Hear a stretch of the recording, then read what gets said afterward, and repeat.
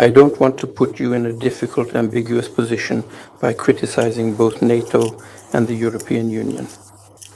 I don't want to compare them to reptiles or animals. They're not experts in fairy tales, they're experts in horror movies. And what we are constantly seeing now is a persistent and pervasive hysteria being actively stirred up about how Russia is supposedly planning to attack Europe.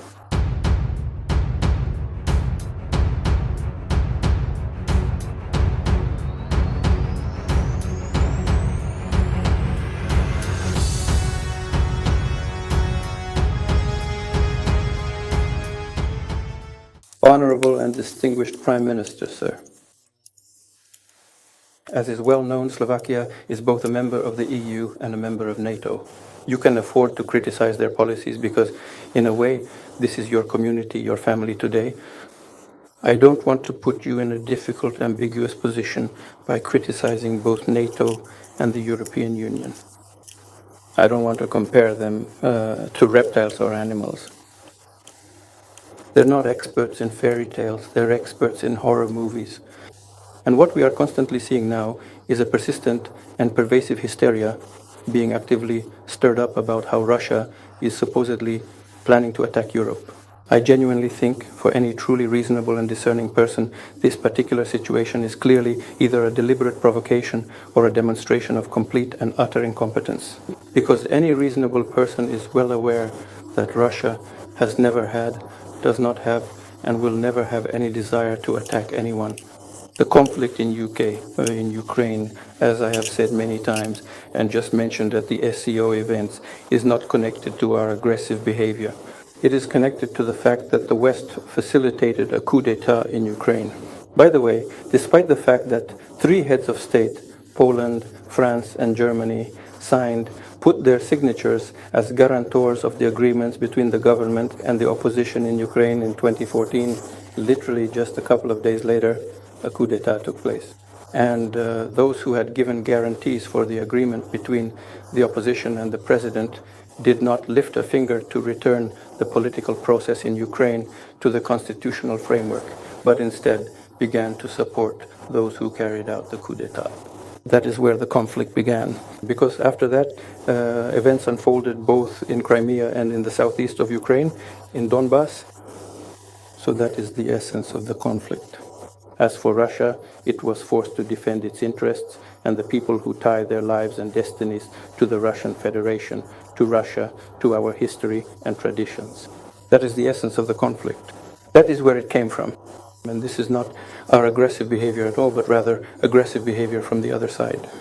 And we have no other goals except to defend our interests. Because the other side of this particular coin is that with the significant and extensive help of NATO, there is an undeniable attempt to absorb almost the entire post-Soviet geographical space. However, we were consequently forced to respond to this developing situation. That is the whole problem. And our recent contacts with President Trump, with the American administration in Anchorage, showed that the new administration is listening to us. Because when we previously had contacts with the former administration, with President Biden, we talked about this, but no one wanted to listen to us and no one did.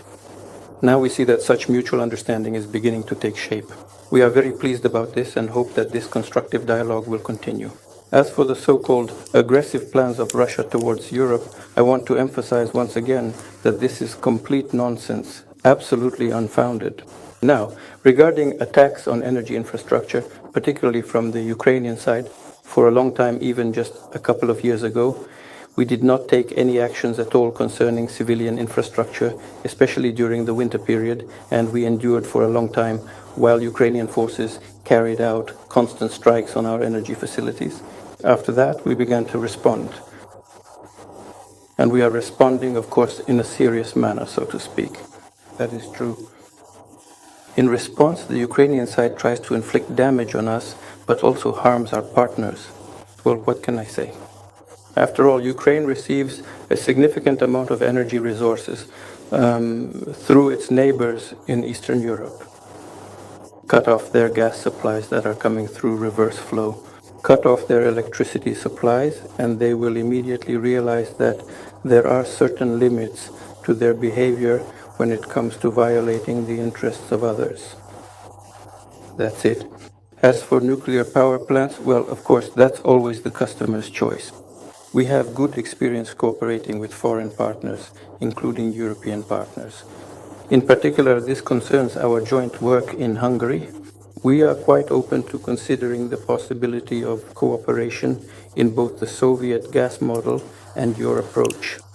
Also, by the way, and I mentioned this just in passing, we could cooperate with our American partners at the Zaporizhzhia nuclear power plant as well. In fact, we've discussed these issues with them, albeit indirectly.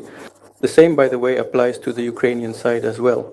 At the Zaporizhzhia plant, if favorable circumstances arise, we've discussed this with our American colleagues, we could even work together as a trio at the Zaporizhzhia nuclear power plant.